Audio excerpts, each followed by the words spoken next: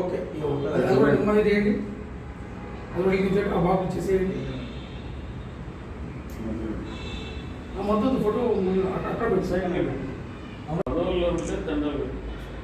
అమర్ రహే రోహిత్ వేములకు, అమర్ రహే సత్యవేములకు, అమర్ రహే రోహిత్ వేములకు, అమర్ రహే రోహిత్ వేములకు.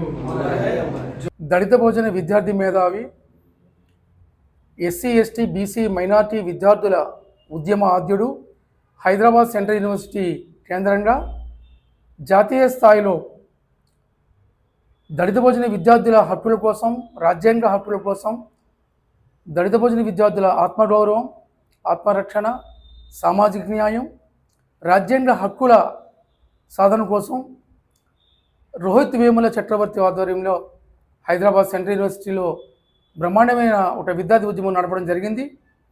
ముఖ్యంగా దళిత విద్యార్థుల మీద, దళిత భోజన విద్యార్థి సమాజం మీద ఆధిపత్య కులాలు, రాజ్యము, ఆర్ఎస్ఎస్, బీజేపీ, ఏబీవీపీ వంటి మాఫియా సంస్థల ఆధ్వర్యంలో జరుగుతున్న ఆధిపత్య దాడులు, నిర్బంధకాండ, నియంతృత్వానికి వ్యతిరేకంగా ప్రజాస్వామిక రక్షణ కోసం, లౌకిక సోషలిస్ట్ రాజ్య స్థాపన కోసం, సామాజిక న్యాయం కోసం, సోషల్ జస్టిస్ కోసం రోహిత్ వేముల చక్రవర్తి నాయకత్వంలో ఒక బ్రహ్మాండమైన సోషల్ జస్టిస్ ఉద్యమం జరిగింది.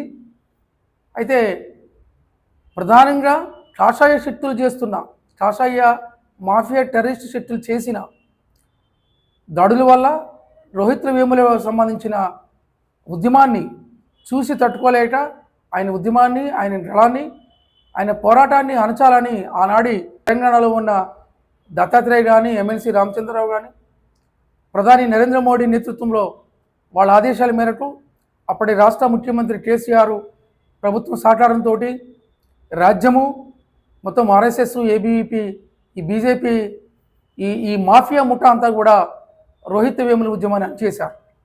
చివరికి రోహిత్ వేములను, తన అనుచరులను, తన ఉద్యమానికి సంబంధించిన వాళ్ళందరినీ కూడా భౌతికంగా అణిచివేసి చివరికి ఆయన చనిపోయే బలైపోయే పరిస్థితి తీసుకొచ్చారు.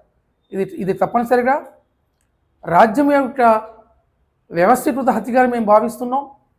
ఆయన 2015లో ఉద్యమం ఉధృతమైన సమయంలో దేశవ్యాప్తంగా, ప్రపంచ స్థాయిలో, దేశంలోని అన్ని యూనివర్సిటీల నుంచి, విదేశీ యూనివర్సిటీల నుంచి కూడా రోహిత్ వేములు తీసుకొచ్చిన సోషల్ జస్టిస్ ఉద్యమానికి, విద్యార్థి ఉద్యమానికి పెద్ద ఎత్తున మంచి ఆదరణ వచ్చింది.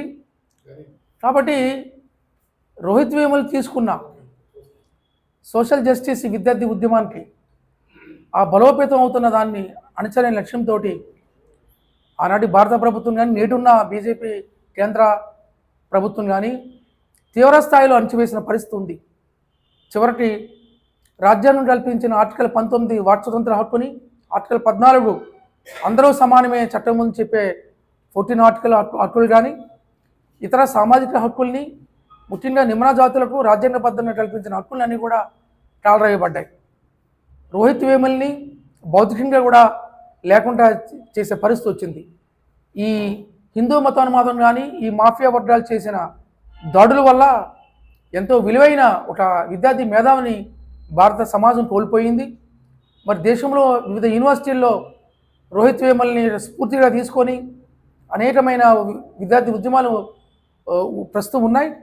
ముఖ్యంగా ఎస్సీ ఎస్టీ బీసీ మైనార్టీలకు సంబంధించిన ఐక్యత కోసం, ఈ దళిత భోజన విద్యార్థులు ఐక్యత కోసం ఆయన ఒక ఐకాన్గా, దళిత భోజన విద్యార్థి ఉద్యమాలకి రోహిత్ వేముల పోరాటం ఒక ఐకాన్గా ఉంది. చివరికి ఆయన ఈ మతోన్మాద కాషాయ మూకల దాడుల వల్ల ఆయన ప్రాణం పోయిన పరిస్థితి. ఎంతో ఉన్నత స్థాయిలో భవిష్యత్తు ఉన్న రోహిత్ వేముల తన జీవితాన్ని మొత్తం రీసెర్చ్ స్కాలర్గా హైదరాబాద్ సెంట్రల్ యూనివర్సిటీ మొదలుకొని జాతీయ స్థాయిలో ఒక విరోచితమైన విద్యార్థి ఉద్యమానికి నాంది పాల్గొనడం జరిగింది. అలాంటి విద్యార్థి మేధావిని కోల్పోవడం జరిగింది.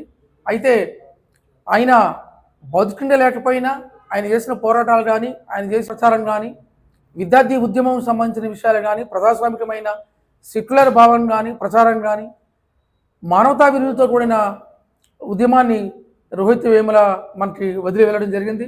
ఆయన జనవరి 17 సరిగ్గా ఈరోజు 2016వ తారీఖుని ఆయన ప్రాణం పోయిన పరిస్థితి. ఆయన మరణం తర్వాత ప్రపంచం అంతా కదిలింది. భారత పార్లమెంటు సైతం 2 ఉభయ సభలు కూడా దాదాపు 15 రోజుల పాటు స్తంభించిపోయాయి. ఐక్యరాజ్య సమితి ప్రపంచ పార్లమెంటు అయిన ఐక్యరాజ్య సమితిలో కూడా రోహిత్ వేములకు అండగా అనేకమైన దేశాలు ఐక్యరాజ్య సమితి సభ్య దేశాలు కూడా స్పందించి రోహిత్ వేములకి అండగా ఆయన చేసిన పోరాటానికి సంఘీభావంగా కూడా ఉండడం జరిగింది. ఈ దేశ చరిత్రలో ఒక నిమ్న జాతి వర్గానికి సంబంధించిన రోహిత్ వేముల విద్యార్థి ఉద్యమానికి ప్రపంచ స్థాయిలో దేశంలోని అన్ని యూనివర్సిటీస్లో ఇంత బ్రహ్మాండమైన కథలకు వచ్చిందంటే అది రోహిత్ వేముల చేసిన త్యాగం ఒక పోరాటంగానే మనం చెప్పుకోవాల్సిన అవసరం ఉంది. ఆయన త్యాగాలు ఆయన స్ఫూర్తిని నేటి విద్యార్థి యువజన సమాజం కూడా ఆదర్శంగా తీసుకోవాల్సిన అవసరం ఉంది. మరి రోహిత్ వేముల మరణం విషయం మీద ఆయన మరణానికి కారకులైన ఆనాటి వైస్ ఛాన్సలర్ అప్పారావు కానీ మరి అదేవిధంగా కేంద్ర మంత్రి స్మృతి ఇరానీ కానీ ఇప్పుడున్న బీజేపీ పార్టీకి చెందిన ఒక రాష్ట్ర గవర్నర్ దత్తాత్రేయ కానీ ఏబీవీపీ నాయకులు కానీ అప్పుడు కేసీఆర్ ప్రభుత్వంలో ఉన్న హోంమంత్రి కానీ ఇప్పుడున్న కేంద్ర ప్రభుత్వం కానీ ఈ బాధ్యులు ఈ మొత్తం బాధ్యుల్ని అందరూ కూడా చట్టం నుంచి తప్పించుకున్నారు. రోహిత్ వేముల మరి ఆ మరణం మీద విచారణ కమిషన్ మూసేశారు. చివరికి హైకోర్టులో సుప్రీంకోర్టులో కూడా మూసేయడం జరిగింది. మొత్తానికి రోహిత్ వేముల తల్లి కన్నీళ్ళు కూడా చూడలేని పరిస్థితి రాజ్యం చేసింది. మరి రోహిత్ వేముల యొక్క రాజకమకు నేటికి కూడా న్యాయం జరగలేని పరిస్థితి జరిగింది. మొత్తం అన్ని చట్టాలు అన్ని కోర్టులు అందరూ కూడా రోహిత్ వేములకి వ్యతిరేకంగా నిలబడ్డారు. అంటే ఈ దేశంలో దళిత భోజన సమాజానికి వ్యతిరేకంగా ఆధిపత్య రాజ్యం ఇది చూస్తుందనేది కనిపిస్తుంది. రోహిత్ వేములు తీసుకొచ్చిన మహోత్తరమైన విద్యార్థి ఉద్యమం ఆయన చేసిన పోరాటాన్ని మనమంతా కూడా మరి స్ఫూర్తిగా తీసుకోవాల్సిన అవసరం ఉంది. నేటి విద్యార్థి యువజన శక్తులు అందరూ కూడా మేధావితనాన్ని పెంచుకోవాల్సిన అవసరం ఉంది.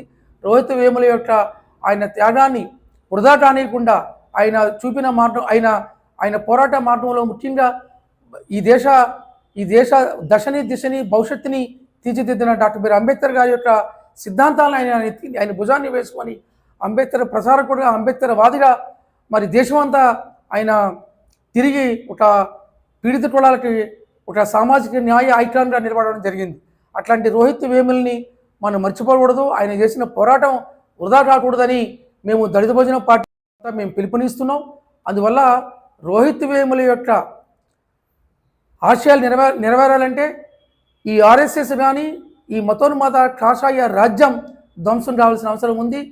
రాజకీయంగా ఈ మనువాదుల్ని ఓడిస్తే తప్ప మనం రోహిత్ వేముల యొక్క ఆశయాల్ని సాధించడం కాము. మరి ఈ ఆధిపత్య రాజ్యాన్ని ఓడించడం ద్వారా మాత్రమే రోహిత్ వేములకు మనం ఇచ్చే నిజమైన నివాళి అని ఈ సందర్భంగా మేము తెలియజేస్తున్నాం. రోహిత్ వేములకు మరి మా కన్నీటి నివాళిని అర్పిస్తున్నాం. జోహార్ రోహిత్ వేముల. జోహార్ జోహార్. జై భీమ్.